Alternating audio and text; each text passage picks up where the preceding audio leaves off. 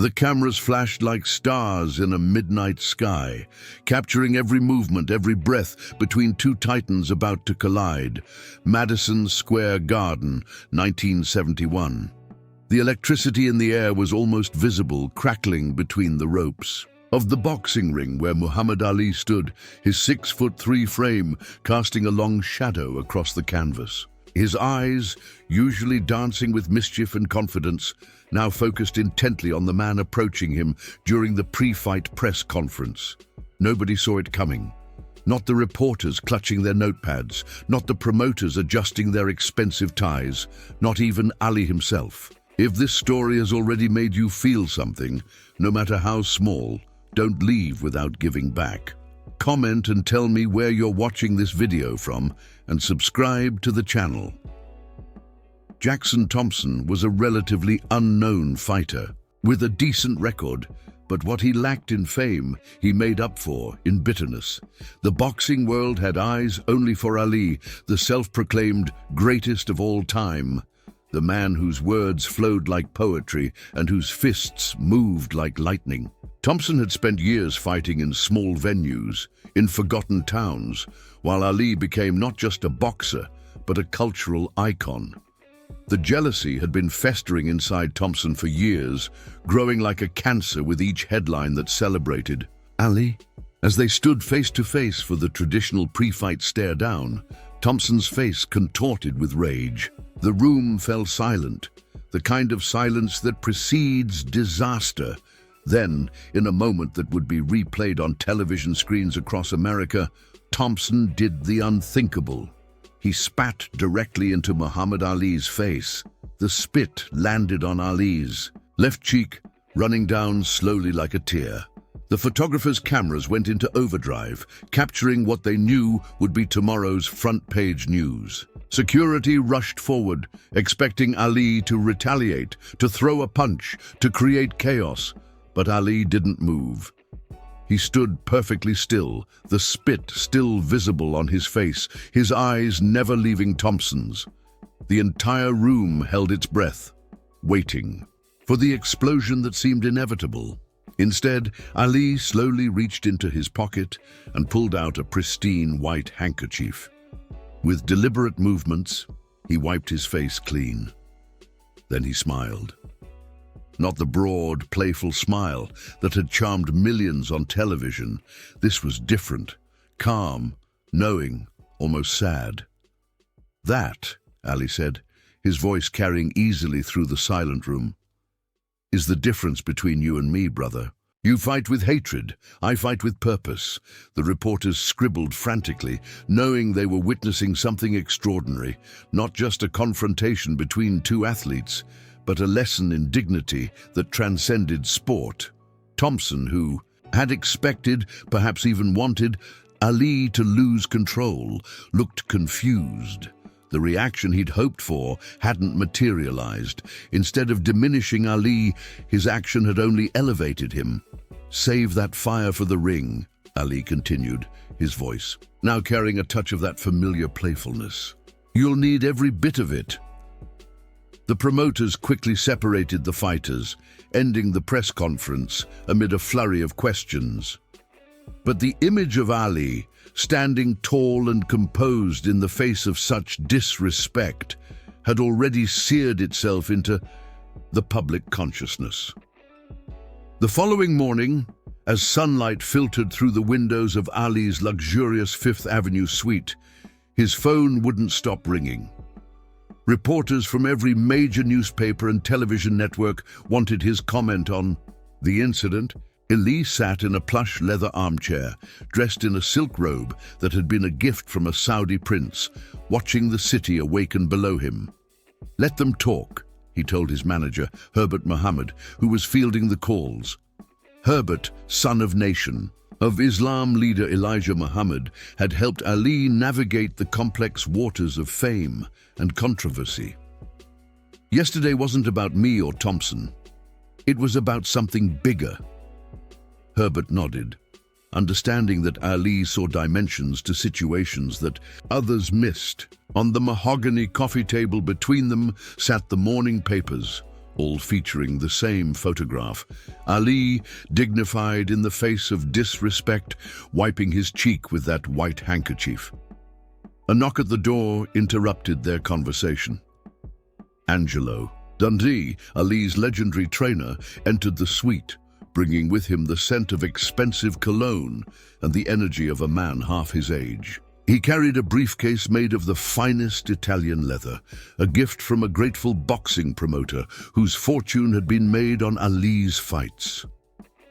"You've turned that boy into a villain, and yourself into even more of a hero," Angelo said, pulling out training schedules from his briefcase. The television rights for the fight just tripled in value. The network executives are popping champagne, Cristal no less, at 7 in the morning. Ali smiled, but remained thoughtful. "This isn't about money, Angie, you know that." "Maybe.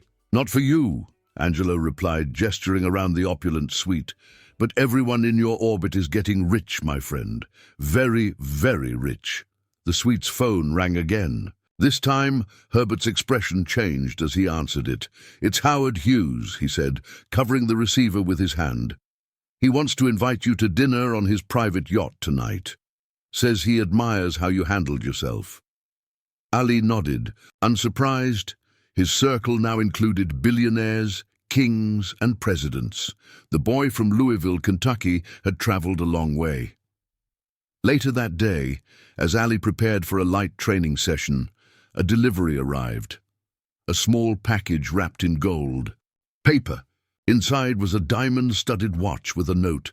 "Time reveals character. Yours shines brighter than any diamond." Frank Sinatra.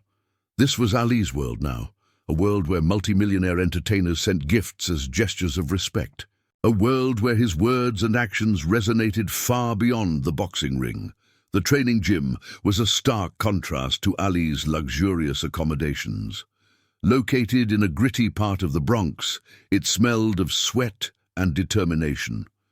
Here, surrounded by the rhythmic sound of fists hitting bags and the squeak of leather shoes on canvas, Ali found his center. His sparring partner that day was a young fighter from Philadelphia who moved with impressive speed. What the young man didn't know was that he was sparring with an Ali who was unusually focused, unusually quiet. "Something's different about you today, champ," observed Bundini Brown, Ali's assistant trainer and spiritual advisor, who wore a gold Rolex that gleamed under the gym lights. "You're not talking, not predicting, not playing." Ali finished his round and leaned against the ropes, letting his cutman apply petroleum jelly to his face. "I'm listening to something inside me, Bundini. Something important."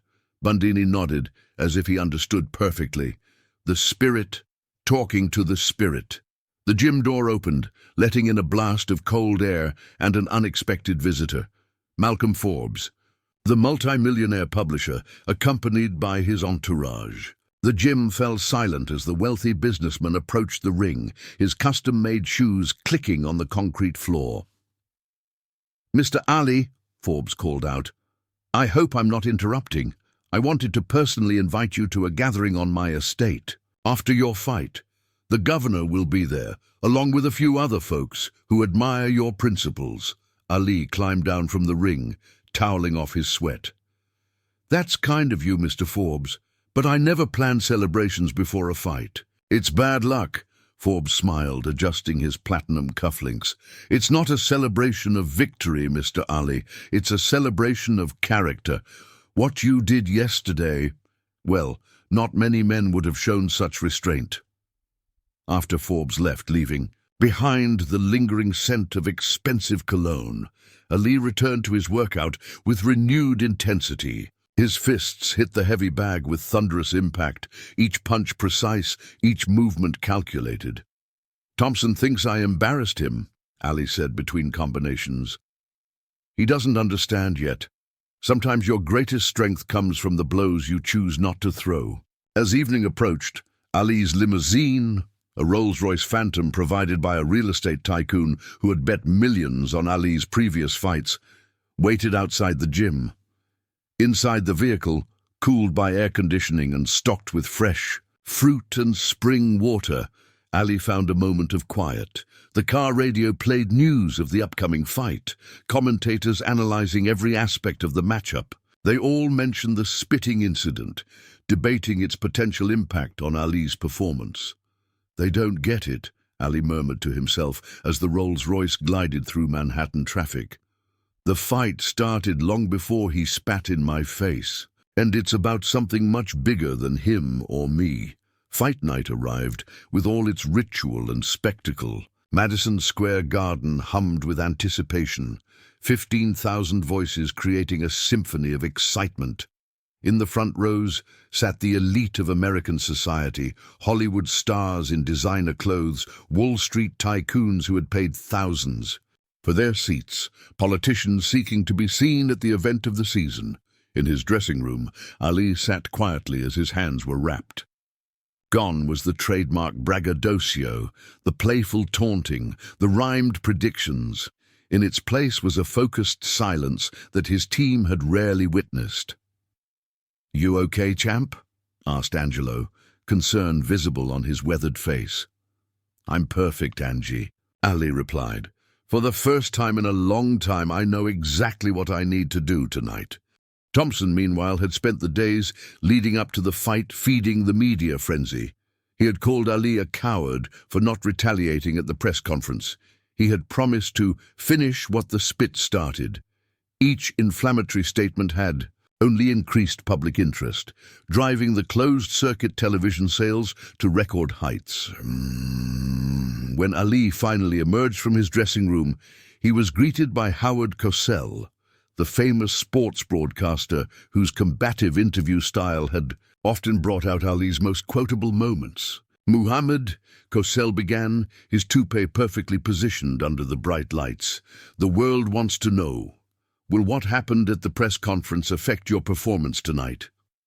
Ali looked directly into the camera, knowing that millions were watching. "Howard, when you have a purpose bigger than your pride, nothing can throw you off course.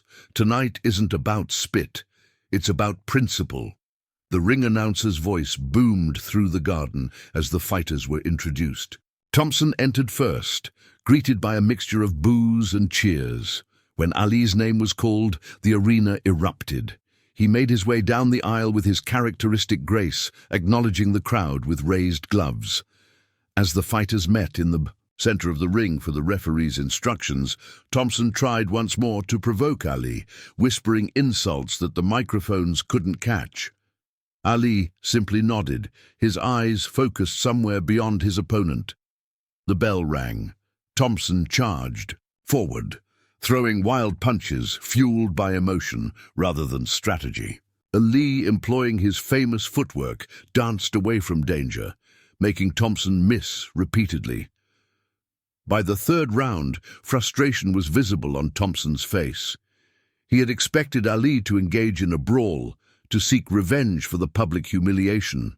Instead, Ali was boxing with clinical precision, landing crisp jabs that slowly but surely began to mark Thompson's face.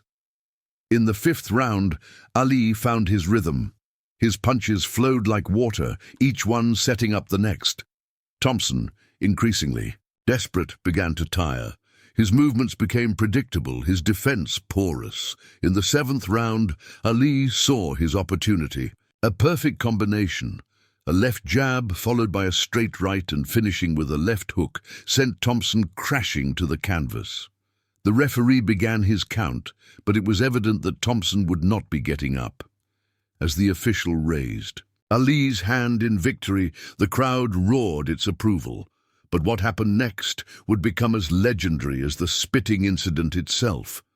Ali crossed the ring to where Thompson was being attended to by his corner. Kneeling down beside his fallen opponent, away from the microphones, but visible to many in the crowd, Ali spoke words that only Thompson could hear. Later, reporters would clamor to know what was said in that moment. Thompson, his face swollen from the punishment he had received, would only say, "He gave me something I didn't deserve, respect." In his post-fight interview, standing beside the billionaire promoter who had just handed him a check with more zeros than most people would see in a lifetime, Ali finally addressed the incident that had captured the world's attention. "If you arrived here expecting revenge, I'm sorry to disappoint you," he said, his voice carrying easily over the still buzzing crowd. "But in life, just like in boxing, your response to provocation defines who you are. I could have returned hate with hate. Instead, I chose to answer with excellence.